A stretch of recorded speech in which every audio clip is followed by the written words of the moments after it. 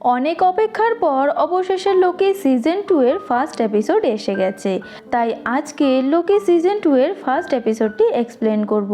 তবে এখনও মাত্র একটা এপিসোডই দিয়েছে, আর পরের এপিসোডগুলি আসলে অবশ্যই তোমাদের সাথে শেয়ার করব। আর এইগুলি দেখতে হলে আমার চ্যানেলের ওপর চোখ রাখতে হবে। বেশি কথা না বাড়িয়ে এক্সপ্লেনটি শুরু করা যাক। ফার্স্ট এপিসোডের শুরুটি সেইখান থেকেই হয় যেখানে লোকি সিজন 1 শেষ হয়ে গিয়েছিল। আমরা দেখি যে লোকি কোথাও পালাচ্ছিল, আর তার পেছনে মোভিয়েস এবং B15ও ছিল, আর তাছাড়াও অনেক কয়েকজন ছিল। এখানে লোকি বলে যে তুমি আমাকে কি সত্যিই চিনতে পারছো না? মোভিয়েস বলে না। আর তারপর লোকিকে ধরার জন্য তারা আবারও ছুটতে থাকে। সেইখান থেকে লোকি বাইরে লাফ দিয়ে একটি ফ্লাইং কারের মধ্যে চলে যায়। গাড়িতে পড়ার কারণে গাড়ির কন্ট্রোল ঠিক রাখতে পারে না, আর তার কারণে গাড়িটি ক্যানের মূর্তির সাথে ধাক্কা খায় এবং মূর্তির কিছু অংশ ভেঙে যায় এবং গাড়িটি কেসির অফিসের সামনে গিয়ে ক্রাশ করে। লোকি কেসির কাছে গিয়ে জিজ্ঞাসা করে যে তুমি হয়তো আমাকে চিনতে পারছো। কথা শুনে কেসি এমন রিয়াক্ট করে যে যেটা দেখে মনে হচ্ছিল লোকিকে যেন সে ফার্স্ট টাইম দেখছে। তখনই সেইখানে থাকা মনিটরটি পড়ে যায় এবং ফ্লোরের মধ্যে ক্র্যাক পড়ে যায়। তখনই কেসি আপডেট পায় যে এক ভ্যারিয়েন্ট টিভি এতে ঘুরছে, আর এটা শুনে সে সাথে সাথে আপডেট দিয়ে দেয় যে সেই ভ্যারিয়েন্টটি এখন তার সামনেই রয়েছে। তখন লোকি টাইম স্লিপ করে নেয়। এরপর লোকি যেই জায়গাতে ছিল সেইখানেই চলে আসে।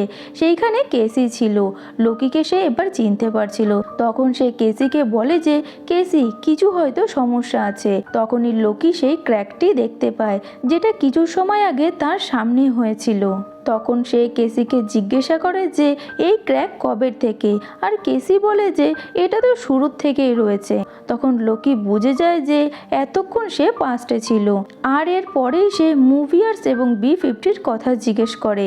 তখনই কেসি লোকিকে তাদের কাছে নিয়ে যাবে, ঠিক তখনই লোকি আবারও টাইম স্লিপ করে নেয়। কেসি মুভিয়ার্সকে বলে যে লোকি তোমাকে খুঁজছিল, আর সে এতক্ষণ এইখানেই ছিল, কিন্তু হঠাৎ করে সে কোথায় যেন গায়েব হয়ে গিয়েছে। তখনই সেইখানে হান্টার X5 এসে মুভিয়ার্সকে বলে যে জেনারেল ডগ আর জাজ কাম্বেল তোমাদেরকে ওয়ার রুমে ডাকছে। এরপর মুভিয়ার্স আর B15 সেইখান থেকে যায়। তখনই লোকি আবারও সেইখানে এসে যায়, আর সে কেসিকে জিজ্ঞাসা করে যে মুভিয়ার্স কোথায়। তখন কেসি বলে যে সে ওয়ার রুমে গেছে। তখনই লোকি তাদের পিছন করতে থাকে, কিন্তু সে আবারও টাইম স্লিপ করে নেয়। এখানে B15 এবং মুভিয়ার্স ওয়ার রুমে এসে যায়, আর এদিকে লোকিও টাইম স্লিপ করে ওয়ার রুমের মধ্যে চলে আসে। এখানে লোকি কিন্তু পাস্টের ওয়ার রুমে এসেছিল। লোকি এইখানে দেখে যে ক্যানের অনেক ভ্যারিয়েন্ট স্ট্যাচু রয়েছে, আর প্রেজেন্টে মুভিয়াস আর B15ও ওয়ার রুমে পৌঁছায়। সেইখানে তাদের জাজ একটি রেকর্ডিং শুনছিল। সেখানে মুভিয়াস বলছিল এখানে সব লোকেরাই এক ধরনের ভ্যারিয়ার্স, আর তাদের টাইম লাইনের দ্বারাই আনা হয়েছে। তখন তাদের মধ্যে একজন জাজ B15কে জিজ্ঞাসা করে যে টাইম লাইনের ব্রাঞ্চ বেড়েই যাচ্ছে, আর তোমরা তাদেরকে নষ্ট করার জন্য কোনো চেষ্টাই করছো না। তখন B15 বলে যে আমাকে এইসব বোঝানোর জন্য একটি সুযোগ দিন।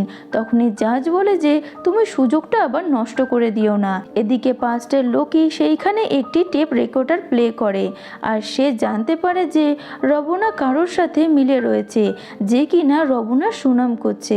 এদিকে প্রেজেন্টে জাজ B15কে জিজ্ঞাসা করে যে তুমি কার সাথে রয়েছো, আর কেন তুমি ওই ব্রাঞ্চদেরকে নষ্ট করা বন্ধ করে দিয়েছো। তখন B15 বলে যে আমি পারমিশন পাইনি, আর এইখানে যত লোক আছে তাদের ওই টাইম লাইনে নিজেদের এক জীবন রয়েছে, যেমন আপনারও রয়েছে।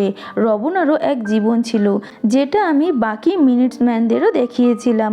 অনেকক্ষণ ধরে চলা কনভারসেশনের পর অবশেষে B15 জাজদের মানিয়ে নেয় যে টাইম লাইনে চলা সমস্ত ব্রাঞ্চদের যাতে নষ্ট না করে, এবং এই সবের মধ্যেই লোকি টাইম স্লিপ করে এইখানে চলে আসে। আর লোকি মোভিয়াসকে বলে যে আমরা ওটা পেয়ে গিয়েছি। আর তখনই লোকি ওইখানের ওই ওয়ালটি দেখতে পায় যেখানে সে কিছুক্ষণ আগে পাস্টে ছিল। সেইখানে সে ক্যানের অনেক ভ্যারিয়েন্ট দেখে, এবং এই ওয়ালটিকে দেখে লোকি X5 এর থেকে প্রন স্টিকটি নিয়ে নেয় এবং সেই দেওয়ালের মধ্যে আঘাত করে, এবং লোকি চিল্লিয়ে সবাইকে বলে যে এই সেই মানুষ যে কিনা টিভি একে বানিয়েছে, কিন্তু এখন সে সবার জন্য ভয়ানক হতে চলেছে। আর একে আমি ওখানেই দেখেছিলাম। আর সময়ের শেষে সিলভি একে মারতে যাচ্ছিল। লোকিকে এত ঘাবড়ে যেতে দেখে মবিয়াস তাকে সেইখান থেকে বাইরে নিয়ে যায়। এরপরে জাজ X5কে অর্ডার দেয় যে আমাদের জানতে হবে যে সময় শেষে কি হয়েছিল, আর তুমি গিয়ে সিলভিকে খুঁজতে থাকো। এদিকে লকি মুভিয়ার্সকে বলে যে সে সময়ের শেষে তাকে দেখেছে আর তার অনেক ভ্যারিয়েন্ট এই টাইমলাইনের দ্বারা আসতে চলেছে, আর আমরা আরও সমস্যার মধ্যে ফাঁসতে চলেছি। লকি সেখানে ওয়ার্ল্ডটিকে দেখিয়ে মুভিয়ার্সকে বলে যে আমাদের সাথে এইসবই হতে চলেছে আর আমাদেরও তৈরি হতে হবে। হিউ রিমেন আমাদের সেভ করেছিল যে এই টাইমলাইনে তাদের কাছে খতরনাক ভ্যারিয়েন্ট না চলে আসে। মবিয়াস এগুলি শুনে বলে যে এগুলি যদি সত্যিই হবে তাহলে আমার পুরনো কথা কেন মনে নেই। এরপর সে লোকিকে জিজ্ঞাসা করে যে তুমি হঠাৎ করে ওই ওয়ার রুমে কি করে চলে আসলে। লোকি বলে আমি পাস্টে ছিলাম। এটা শুনে মুভিয়াস বলে যে টিভি এর কোনো পাস্ট নেই, কিন্তু লোকি বলে যে হ্যাঁ পাস্ট আছে আর আমি সেইখান থেকেই আসছি। তখনই লোকি মুভিয়াসের সামনে আবারও টাইম স্লিপ করে এবং আবারও সে সেইখানে চলে আসে। এটা দেখে মুভিয়াস বলে হয়তো তোমাকে এটা বোঝানোর জন্য মিস মিনিটের প্রয়োজন। লোকি মুভিয়াসকে থামিয়ে দেয় আর বলে যে মিস মিনিট ভরসার যোগ্য নয়। সে আরও বলে যে হিউ রুমেন সব থেকে বেশি ভয়ঙ্কর, তার যে লক্ষ লক্ষ ভ্যারিয়েন্ট রয়েছে সেটা তার থেকেও বেশি ভয়ঙ্কর। এইসব কনভারসেশন করতে করতে লোকি টাইম স্লিপের সমাধানের জন্য ওবির কাছে পৌঁছায়। এখানে ওবি মুভিয়াসকে বলে যে সে 400 বছর আগে মুভিয়াসের সাথে দেখা করেছে, কিন্তু মুভিয়াসের এইসব এখন কিছুই মনে নেই। আর তখনই লোকি আবারও টাইম স্লিপ করে নেয়। আর লোকিকে এমন দেখে ওবি বলে যে এটা হলো টাইম স্লিপিং, এবং সে আরও বলে যে এইসব আমি আগেও দেখেছি, কিন্তু টিভিতে টাইম স্লিপিং হওয়া অসম্ভব। আর এদিকে লোকি টাইম স্লিপের দ্বারা আবারও পাস্টে পৌঁছে যায় আর সে আবারও ওবির সামনে এসেছে। তখনই প্রেজেন্টে ওবি মুভিয়াসকে বলে যে আমি একবার টাইম স্লিপিং দেখেছি অনেক বছর আগে, আর সেটা হয়তো তোমার বন্ধুই ছিল। আর এদিকে লোকি পাস্টে ওবিকে জিজ্ঞাসা করে যে টিভিতে যদি টাইম স্লিপিং হচ্ছে বা তাছাড়া আমি যদি নিজে নিজেই কখনো টাইম স্লিপিং করি তাহলে এটার সমাধান কি আছে। তখন ওবি বলে যে এই সমস্যার সমাধান হলো টেম্পারেলাল ওরা। এরপর লোকি ওবিকে ওই টেম্পারেলাল ওরাটি বানাতে বলে, আর সে বলে যে যখন ফিউচারে মোবিয়াস আসবে তখন তাকে এটা দিয়ে দিতে। আর এদিকে মোবিয়াস ফিউচারে এই জিনিসের ব্যাপারে বলে, তখনই ওবির এই টেম্পারেলাল ওরার কথা মনে পড়ে যায় এবং সে সেটা মোবিয়াসের সামনে রেখে দেয় এবং ওবি লোকিকে বলে যে তাকে টাইমের মধ্যে মিটে যেতে হবে আর প্রেজেন্টে থাকতে গেলে তার জন্য তার টাইমের রেশা চাই। আর এরপর লোকি আবারও টাইম স্লিপিং করে আর প্রেজেন্টে চলে আসে। এই ডিভাইসটি ইউজ করার আগে তারা নিজেদের মধ্যে তর্ক বিতর্ক শুরু করে, কারণ এই ডিভাইসটি ইউজ করলে দুজনের মধ্যে যে কোনো একজন বেঁচে থাকবে আর একজন মারা যেতেও পারে। আর এর মধ্যেই ওবি একটা ল্যাম্প দেখতে পায় যেটা কিনা ঠিক করে জ্বলছিল না। এটা দেখে ওবি মুভিয়াসকে বলে যে সকাল দিয়ে এই ল্যাম্পে কোনো সমস্যা রয়েছে, এটা ঠিক করে কাজ করছে না। এটা শুনে মুভিয়াস ওবিকে বলে যে ল্যাম্পের কোনো সমস্যা নেই, পুরো টিভিতেই লাইটের এই সমস্যা হচ্ছে, মনে হয় যেন কোনো পাওয়ার ফ্ল্যাকচুয়েশন হচ্ছে। এটা শুনে ওবি ভীষণ অবাক হয়ে যায় আর সে বলে এটা কি করে হতে পারে। এই সব শুনে তারা সবাই সেই টাইম লাইনে টাইম লুমের দিকে যায় আর ওবি সবাইকে বলে যে যদি টাইম লাইনের ব্রাঞ্চেস বাড়ে তাহলে এই পাওয়ারের সমস্যা সেইখান থেকেই হচ্ছে, আর হয়তো তোমার টাইম স্লিপিং এই ব্রাঞ্চ বাড়ার জন্যই হচ্ছে।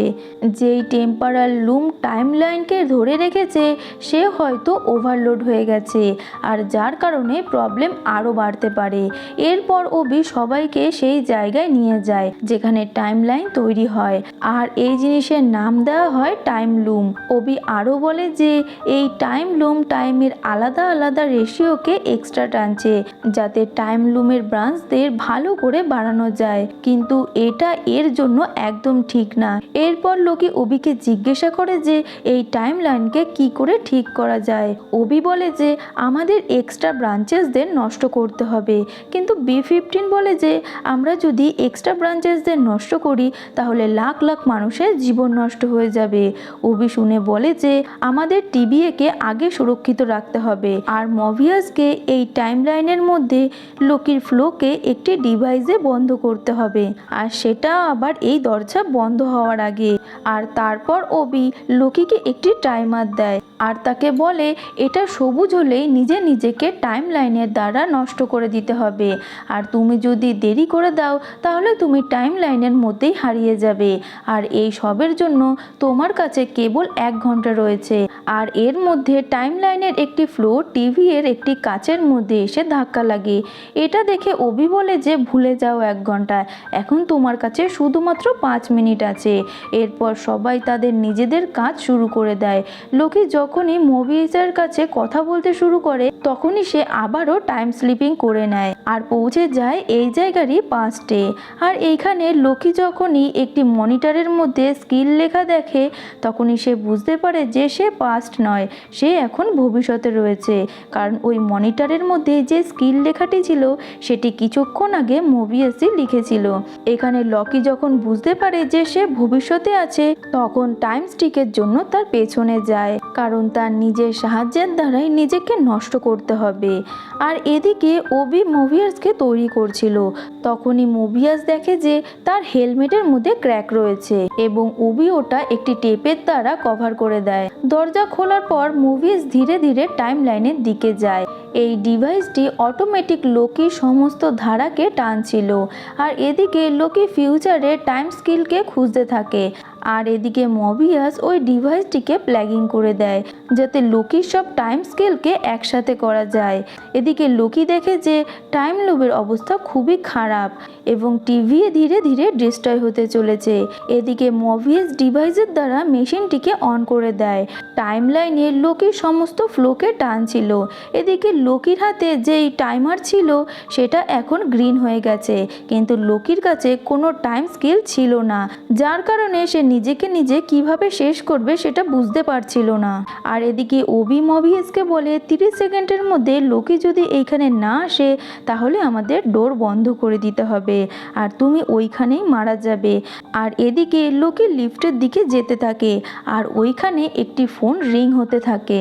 আর এইদিকে টাইম আপ হয়ে গিয়েছিল এবং ওবি মভিয়াসকে সরি বলে ডোর বন্ধ করতে থাকে। লোকি দেখে যে লিফটে সেলভি রয়েছে আর হঠাৎ করে লোকি উধাও হতে থাকে। আর এদিকে মভিয়াসের জন্য দরজা ধীরে ধীরে বন্ধ হচ্ছিল, কিন্তু তখনই সে টাইম লাইনে কিছু দেখতে পায় আর সেটা খুব জোরে মভিয়াসের দিকে ছুটে আসে আর তাকে ধরে তাকে নিয়ে ভেতরে চলে আসে। শেষে দেখা যায় যে সেটি ছিল লোকি। সে মভিয়াস আর নিজেকেও বাঁচিয়ে নিয়েছে। আর তারপরই দেখা যায় যে জার্জ তাদের দল নিয়ে টাইম ডোর দিয়ে কোথাও যাচ্ছিল। তখনই B15 দেখে বলে যে শুধুমাত্র এত কিছু সেলভির জন্য। তাদের হাতে অনেক ব্যাগ ছিল। আর এইখানেই লোকি সিজনের প্রথম এপিসোডটি শেষ হয়, কিন্তু এরপরেও একটি সিন দেখানো হয় যে কিনা 1982-তে ওকালহামাতে পৌঁছে গেছে। সে সোজা একটি ম্যাকডোনাল্ডসে যায় আর ওখানে সব কাপলদের দেখে সে ভীষণ ইমোশনাল হয়ে যায় আর ওখানে একটি ছেলেকে বলে যে আমাকে সব কিছু খেতে দাও। আর এই এপিসোডটি এইখানেই শেষ হয়।